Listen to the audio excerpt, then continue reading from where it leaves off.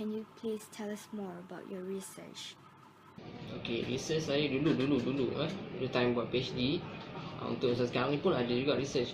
Saya buat on epidemiological study of entamoeba infection.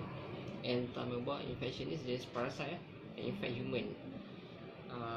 Di kalangan kalau sekarang current research is on orang asli di Sumber Perak. Kalau di time PhD saya dulu, saya buat more on parasitic disease, which is amoebiasis, infected human, yang kita dapat serum ataupun blood dia daripada whole Malaysians dan juga overseas lah, endemic countries. As you mentioned about your research earlier, is that an experiment? Yeah, experiment to get dia punya stool or fecal sample. Can you please explain briefly on how you conduct the experiment? How to get a stool sample? Biar ada orang berak dulu. Stool is Feces. So kita nak dapatkan because dia punya parasite ni bila dia disseminate, dia akan berada dalam stool samples. So kita nak ambil stool sample tu untuk detect kehadiran dia. How to detect the presence of parasite? Maknanya kita nak tahu dia ada tak dalam human tu. So kita ambil sample from the stool.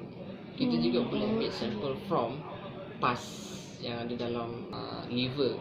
Tapi tak boleh buat dalam benda tu because it's invasive totally. But then kita just ambil stool sample dan invasive procedure. But perlu ada consent daripada diorang lah. Can you share on how you employ an ethical conduct in your research? Okay. So in order for my research, particularly in my research, we deal with the humans. So when we deal with the humans, of course, ethical is very important. So you pun dah belajar about ethical kan, perlu ada, for the human perlu ada consent. Apa-apa pun implication kita perlu terangkan kepada patient tersebut ataupun volunteer yang nak masuk kita punya research. So apa-apa pun study yang kita buat perlu ada consent form and ethical approval from ethical committee. Usually yang bermain dengan animals, human, mesti ada komiti ni untuk approve kita punya metodologi kajian. Kalau tak boleh lah. So kita kena apply Hippocratic Oath, utilitarian approach. So perlu, that is basic. Kalau tak ada benda ni semua, tak boleh buat. Where the patients volunteered themselves to do it? Okay, so dia perlu sukarela. Dia perlu sukarela, tidak ada paksaan. And then any apa orang kata risk yang berlaku pada dia, kita perlu bagi tahu. And then dia boleh menarik diri sukarela tanpa memberitahu kita. Based on this research, are there any effects towards their patients? Kita tak administer drug also tak. Kita tak bagi apa-apa kepada dia sebab dia yang bagi kepada kita dia punya samples. Itu saja. And then the segi collection of sample pun in my case dia tak invasive, meaning that is naturally happen that orang kan. So itu saja. But if let's say we need to have blood, collections of blood, withdrawal of the blood, itu mesti dapat kepakaran daripada doktor untuk dia buat betul-betul. Researcher kalau dia tidak ada kepakaran itu tidak boleh buat. Dia hanya menjalankan. Dia tak boleh nak overrule benda tu. Once we overrule, dia orang boleh claim and sue kita. What were the related techniques that were applied in your research? Apa yang you belajar about biotechnology dulu kan? PCR. Yes. So we applied. Benda tu. You belajar DNA extraction kan? So I applied. Maknanya in my case, my particular research tu get the fecal samples to extract the DNA. So DNA ni from where? From the parasite tu. Kalau orang ni tak infected by parasite tu, dia tak ada lah nanti result dalam PCR tu. Kalau dia ada got infected with the parasite tu, akan adalah banding pada akar sejarah tu nanti. So apa yang you belajar dalam biotech tu I apply. So your research is more to DNA. DNA extraction, masa buat PCR, after PCR kita buat lagi agak akar sejarah electrophoresis, and then further validate through DNA sequencing, and then you buat blast kan dulu. So kita blast juga. How long does it take for you to carry out this research? Usually for one sample, it depends on kita punya sampling population tu. Macam saya orang asli ni dia duduk dalam sikit, so at least 1 to 3 months lah untuk get dia punya speaker sample tu saja.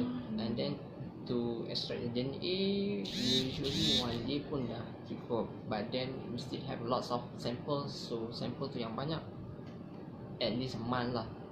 To extract DNA, and then to run the PCR pula, so PCR pun take time juga to optimize and so on. At least for 1 to 2 months to get the result, and then blasting to further confirm whether is truly positively ataupun positively infected by that particular parasite or not. And then baru kita buat data analysis. So bila kita keluarkan data analysis ni, kita perlu bagi tahulah pada patient tersebut kan. Okay, so let's say this kampung ni memang dia ada infected with this parasite. So how we gonna solve the problem of this community?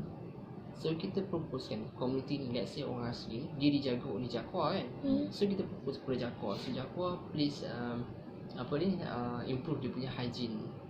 So dia akan adalah jawatankuasa yang untuk buat benda ni, kaji balik benda ni. So apa yang saya buat is more on community punya based research lah, but through molecular based methods. When is the right time to apply ethics in your research? In ethical yes, kita comply the ethical pada mana collections of the sample. So everything yang kita collect tu must be known, ataupun kita katakan apa sample yang kita dapat tu is double blind trial experiment, double blind experiment. So maknanya dia pun tak tahu siapa saya pun tak tahu siapa dia, and then dia sakit apa saya pun tak tahu. Segi etik yes, kita memang sebab kita deal dengan human. Even you deal dengan mice pun itu ada ethics. How many samples were taken? Sample based on the calculation, kita ada 5 kampung asli. So every kampung tu at least about 50% lah, 50. Tu kalau dapat, sebab orang asli biasalah dia ada adat kepercayaan untuk tidak memberi. That's dia punya barrier lah. Baru tengah nak buat ni. Tengah buat lagi. Still nak discuss dengan Jakwa macam mana nak masuk ke sampling site to get the 2 samples kan. Bukan senang, dia ada a few step lah. Yes. Because kita bermain dengan orang yang ada akal. Kalau dengan mind tu tak masalah kan.